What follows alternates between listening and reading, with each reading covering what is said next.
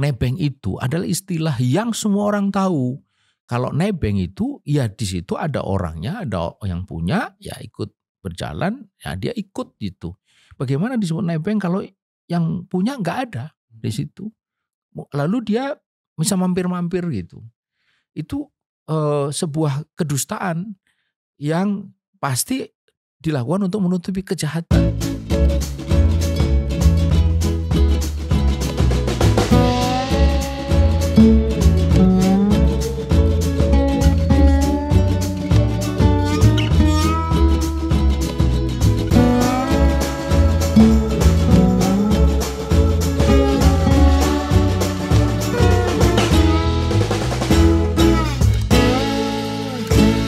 Bismillahirrahmanirrahim. Assalamualaikum warahmatullahi wabarakatuh.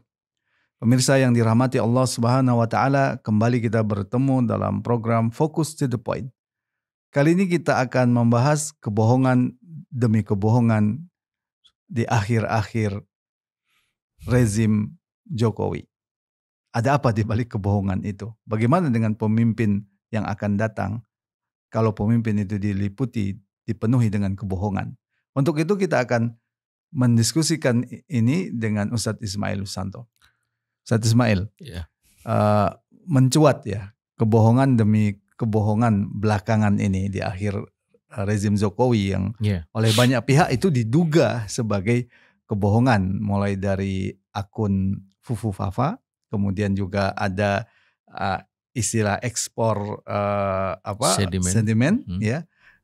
Demikian juga nebeng dan lain-lain.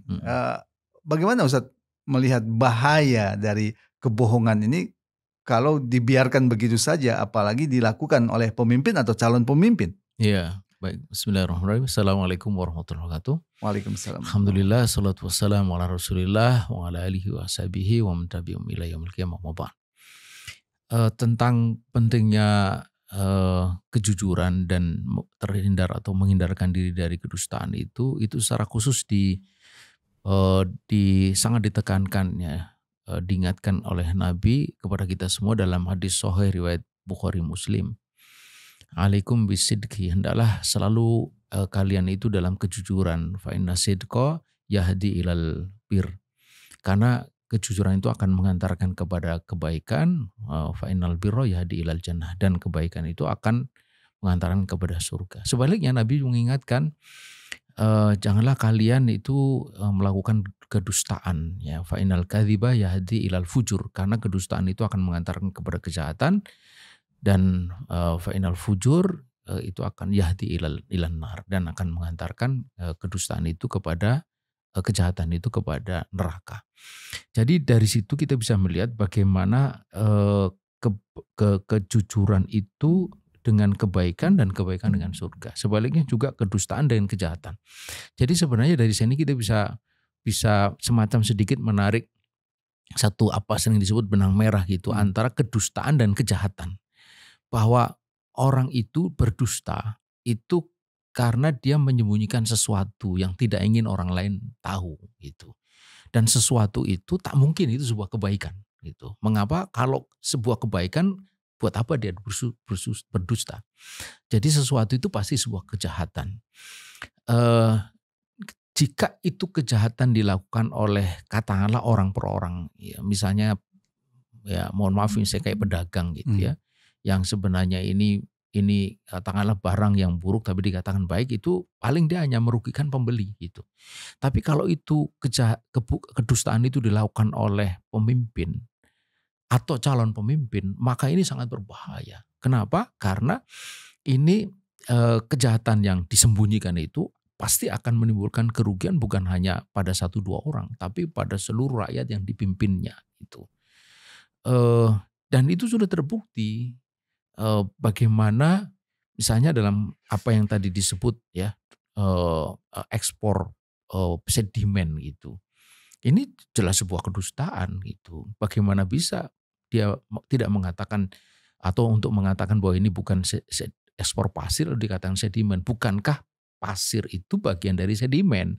Dan memang sedimen tidak hanya pasir, tapi pasti yang dicari itu pasir, tidak mungkin lumpur gitu. Karena ketika lumpur itu diambil, lumpur itu akan lepas, dan tidak mungkin lumpur itu dibeli untuk reklamasi, karena tidak akan pernah ada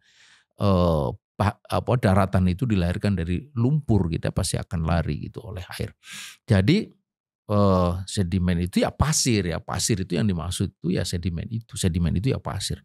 Jadi ada apa di balik itu? Apalagi setelah 20 tahun ada larangan, tiba-tiba di ujung kekuasaan dia ekspor itu kembali lagi dibuka. Ada apa di belakang itu? Nah, ini kita bisa lihat yahdi ilal fujur, kejahatan apa yang disembunyikan. Nebeng itu adalah istilah yang semua orang tahu. Kalau nebeng itu ya di situ ada orangnya, ada yang punya, ya ikut berjalan, ya dia ikut gitu. Bagaimana disebut nebeng kalau yang punya nggak ada di situ? Lalu dia bisa mampir-mampir gitu. Itu sebuah kedustaan yang pasti dilakukan untuk menutupi kejahatan, untuk menghindarkan dari apa yang disebut gratifikasi gitu. Apalagi kemudian kita dengar memang terjadi konflik di tubuh penyidik gitu atau penyelidik. Ada yang satu ingin menyebut bahwa ini gratis, ada yang tidak gitu. Berarti ada sesuatu yang disembunyikan. Sama sebagaimana akun itu gitu. Akun itu yang bersangkutan pasti tahu kok gitu. Itu milik siapa? Dulu itu siapa yang menulis teks itu di dalam akun itu. Para ahli banyak yang sudah membuktikan bahwa 99% bahkan ada yang menulis 1000% itu milik dia. Tapi dia dengan mudah mengingkarinya. Artinya ini sebuah kedustaan. Untuk menutupi apa? Kejahatan. Kejahatan apa? Ya kita bisa membaca akun itu penuh dengan kejahatan. Paling tidak itu mengatai orang-orang itu dengan secara tidak senonoh. Jadi jelas sekali bahwa ini satu bahaya. Apalagi kalau kemudian betul nanti dia menjadi pemimpin, maka kebiasaan dusta itu akan memberikan implikasi sangat serius kepada masa depan bangsa dan negara ini gitu. Nah, karena itulah maka ini tidak boleh dipandang remeh. Tidak boleh dipandang. Ada orang yang mengatakan sudah lupakan saja. Bagaimana bisa dilupakan? Wong ini calon pemimpin. Kalau ini orang biasa mungkin oke lah, forget it. Tapi ini orang kedua di negeri ini yang dalam aturannya jika orang pertama itu berhalangan tetap, naik dia menjadi orang pertama. Sementara dia sudah dikenal sebagai orang yang melakukan banyak kedustaan. Coba. Jadi ketika ada orang yang menganjurkan untuk melupakan, itu sebenarnya sedang membawa bangsa dan negara ini ke arah tubir jurang yang sangat mengerikan gitu.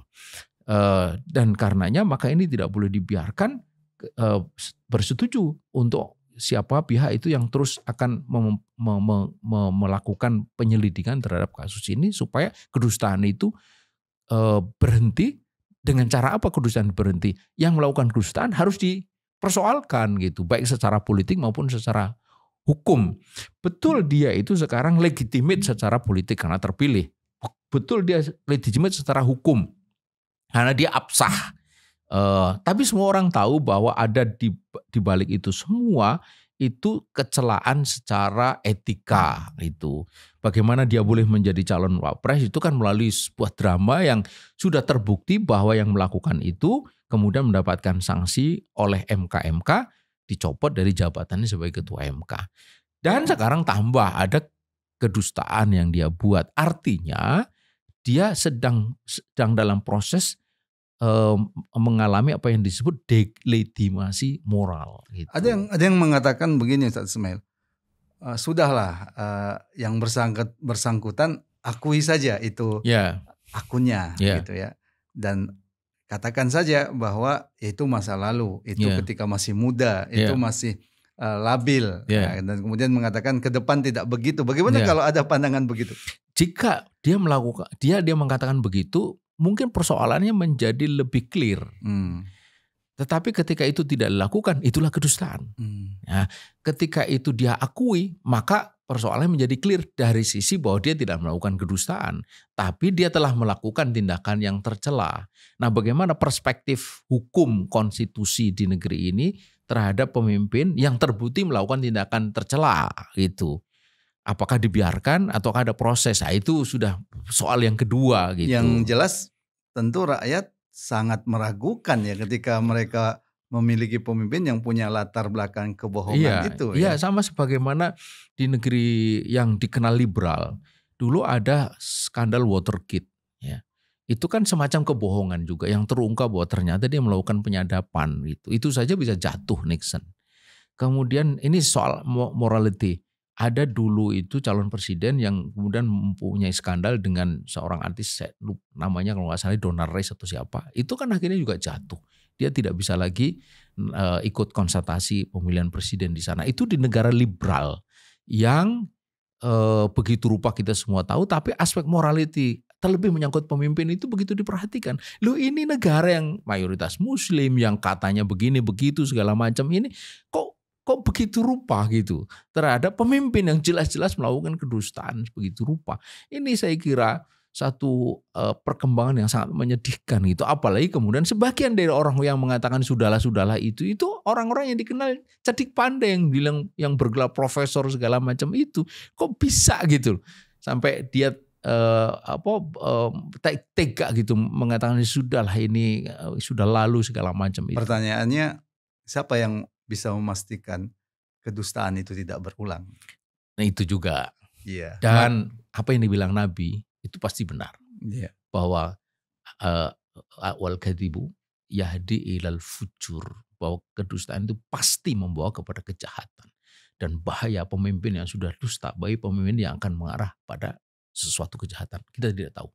Dan kejahatan dilakukan oleh pemimpin, kejahatan yang sangat berbahaya untuk rakyatnya. Gitu. Ya, karena dampaknya sistemik dan meluas. Ya. Terima kasih Ustaz Ismail. Pemirsa, demikian tadi kita membahas demikian pentingnya kejujuran dari seorang pemimpin. Semoga bermanfaat. Assalamualaikum warahmatullahi wabarakatuh. Waalaikumsalam.